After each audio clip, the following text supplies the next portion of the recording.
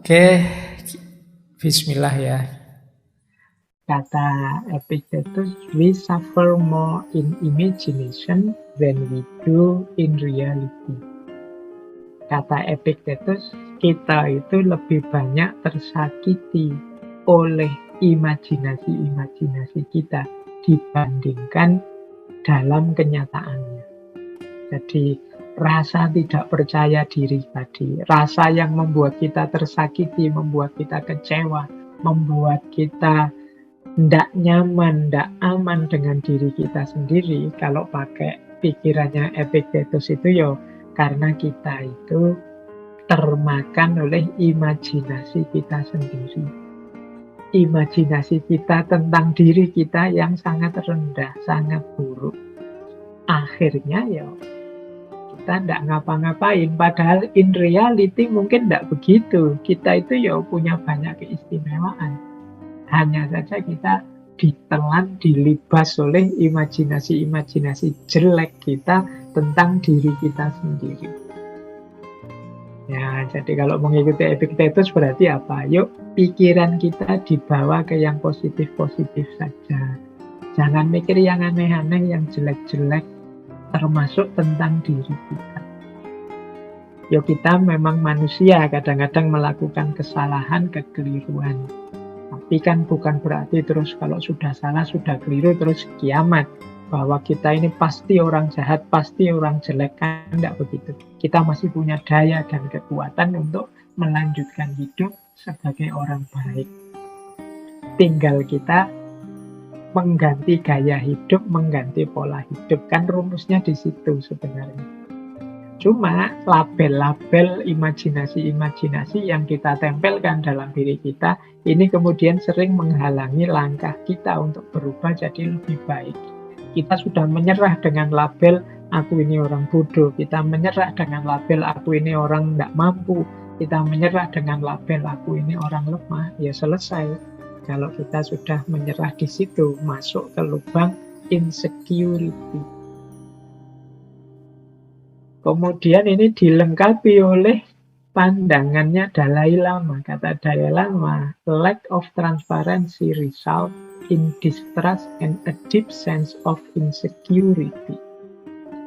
Kurangnya keterbukaan akan membuahkan ketidakpercayaan dan insecurity yang dalam. Jadi lack of transparency itu kan berarti tidak terbuka, tidak jujur, tidak apa adanya tentang diri kita. Ya tentu saja melahirkan orang lain tidak percaya pada diri kita juga tidak percaya pada diri kita, wong kita tidak paham. Kenapa kita tidak paham? Karena kita tidak jujur. Disitulah kita masuk pada insecurity. Karena kita tidak paham tentang diri kita, ya kita isinya serba bingung, mau apa, mau kemana. Nah, dilanjutkan oleh Erich Fromm. Kata Erich Fromm, tugas yang harus kita tetapkan untuk diri kita bukan kok to feel secure, untuk merasa aman, tapi to be able to tolerate insecurity. Kita harus bisa menerima insecurity. Maksudnya apa? Ketakutan-ketakutan, kemudian hal-hal yang menurut kita negatif, itu kita terima dulu. Ya setelah itu kita carikan solusinya. Tidak mungkin hidup kita itu sepenuhnya secure, sepenuhnya nyaman, enak. Pasti tentu saja ada yang kurang-kurang. Ya kita terima dulu yang kurang-kurang ini, nanti pada saatnya kita tingkatkan, kita keluar dari zona nyaman kita untuk hidup secara lebih baik. Nah, dipungkasi oleh Osho, kata Osho, kuncinya kita lepas dari insecurity adalah expectation, harapan. Jadi manusia jangan sampai kita kehilangan harapan. Mengapa sih orang insecure tadi terus tidak mau ngapa-ngapain lagi, menyerah dengan dirinya? Itu karena dia putus harapan. Karena dia sudah sangat kecewa dengan dirinya, akhirnya putus harapannya. Dia tidak ingin apa-apa lagi sehubungan dengan dirinya. Dia tidak percaya dirinya bisa mencapai sesuatu. Jadi, orang insecure itu bahkan berharap saja dia tidak berani. Dia merasa tidak mampu. Padahal kuncinya, kata Osho, kita keluar dari zona insecurity itu, kita menghidupkan harapan-harapan. Jadi hidup di tengah harapan. Nah, ini filosofi ya. Next time mungkin tokoh-tokoh ini kita ulas masing-masing per sesi. Kita belum bahas Epictetus, terus kita belum bahas Dalai Lama atau Osho. Nanti kita perdalam gagasan beliau-beliau ini di satu sesi khusus entah kapan. Nah, untuk insecurity saya pungkasi dengan satu tips agar kita kuat dan tangguh saat kita melawan insecurity. Yang menguatkan diri kita dalam situasi insecure, yang pertama adalah kebenaran dan kebaikan. Maksudnya apa? Usahakan meskipun kita ini ada dalam situasi insecure, merasa kita tidak pantas lah, merasa kita tidak berguna lah, merasa kita tidak mampu lah, tapi tetap usahakan kita di jalur kebenaran dan kebaikan. Jangan sampai membuat kita keluar jalur, membuat kita melakukan hal-hal yang salah, yang dosa, yang merusak, yang maksiat, dan lain sebagainya. Karena begitu kita melakukan itu, akan bertambah dalam lubang insecurity dalam diri kita. Begitu kita melakukan dosa yang tambah banyak, kesalahan yang kita sengaja tambah besar, ya kita akan semakin dalam jatuh pada insecurity. Maka usahakan dalam upaya kita menaklukkan insecurity, kita tetap ada di jalur kebenaran dan kebaikan. Yang kedua, kuatkan tekad dan tujuan. Jadi, ada kalanya obat paling ampuh dari rasa tidak berdaya itu ya kita awali dari pernyataan afirmasi diri bahwa aku ini sebenarnya bisa kok, aku ini sebenarnya mampu kok, aku ini sebenarnya ya punya kapasitas kok. Ini namanya tekad dan tujuan. Ini akan menguatkan perjuangan kita. Kemudian yang ketiga, cinta dan kegembiraan. Jadi, mari melakukan apapun dalam koridor cinta dan gembira. Cinta itu maksudnya tidak sekedar menuruti keinginan-keinginan egois kita, tapi juga kita memikirkan manfaat maslahat hidup kita untuk yang lain, untuk sesama. Nah, ini berarti koridornya koridor cinta. Aku kok merasa lemah ya, aku merasa tidak pantas ya. Tapi kalau aku tidak turun, kalau aku tidak terjun, nanti orang-orang siapa yang bantu? Masyarakat siapa yang mendampingi? Nah, ini kan kepedulian sosial, kepedulian sesama. Ada rasa cinta yang tidak egois untuk sesama. Nah, ini akan menguatkan perjuangan kita. Akhirnya mau tidak mau, akhirnya kita menawarkan insecurity tadi yang ada dalam diri kita. Nah, yang keempat, tawakal dan menerima. Ini pasti. Sebenarnya ini boleh ada di awal penerimaan. Jadi, sebenarnya aku mampu kok. Mungkin hanya belum keluar saja. Sementara situasiku masih begini. Tapi aku yakin besok aku jadi lebih baik. Nah, ini penerimaan, tawakal terhadap apapun yang diberikan oleh Allah.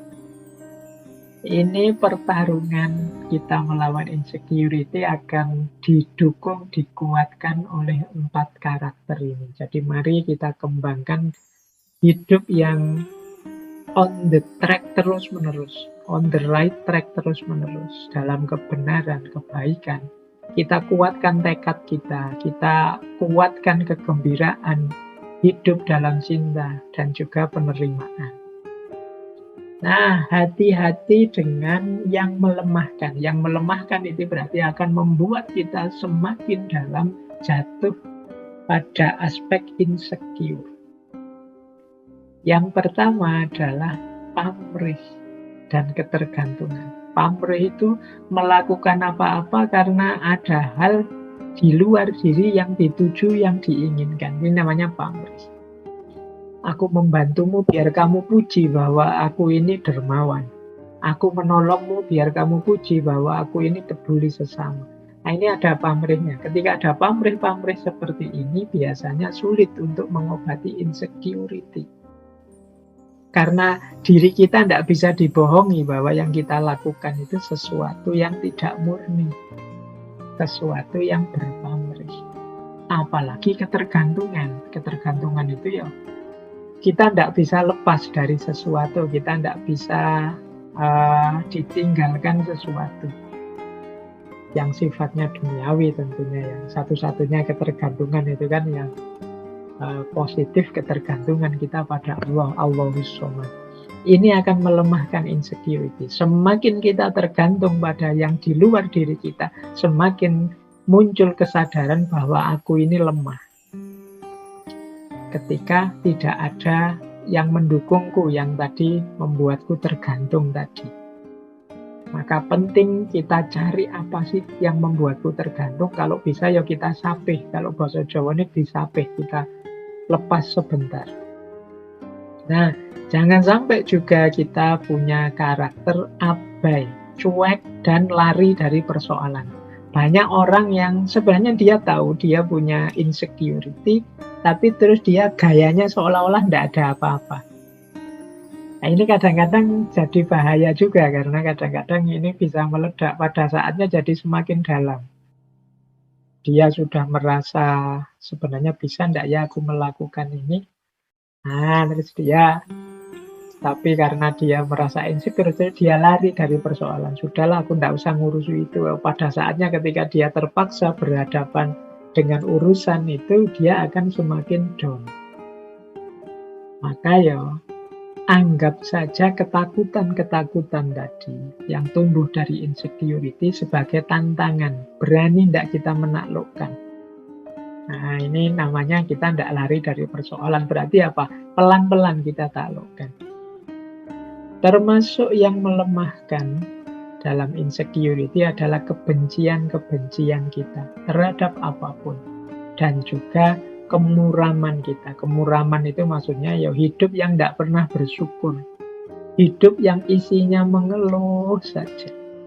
Ini namanya insecure. Kan hari ini banyak di antara kita yang tiap hari mengeluh. Wah, negara kita ini apa ini? Ada masalah ini, ada masalah itu. Kita mengeluh segala hal. Nah, ini hidup dalam kemuraman. Ini akan jatuh pada insecurity. Dan yang keempat, kecewa dan kemarahan. Nah, ini tentu saja membuat kita tambah lemah, tambah insecure. Jadi, teman-teman silahkan diperhatikan yang menguatkan dan melemahkan ini dalam perjuangan kita menaklukkan insecurity, rasa tidak aman, rasa tidak nyaman dalam hidup. Baik, semoga sedikit banyak bisa ditangkap materi tentang insecurity yang pada intinya ya bagaimana kita ini harusnya tetap percaya diri, harusnya tetap punya kebanggaan diri. Kita ini banyak keistimewaan-keistimewaan yang diberikan oleh Allah, hanya saja kita tidak mengakui itu. Atau kita belum memahami itu. Mungkin karena kita selalu membandingkan diri kita dengan orang lain. Mungkin karena memang mental kita yang mental rendah diri dan lain sebagainya. Nanti materi ini bisa untuk bahan renungan selanjutnya buat teman-teman.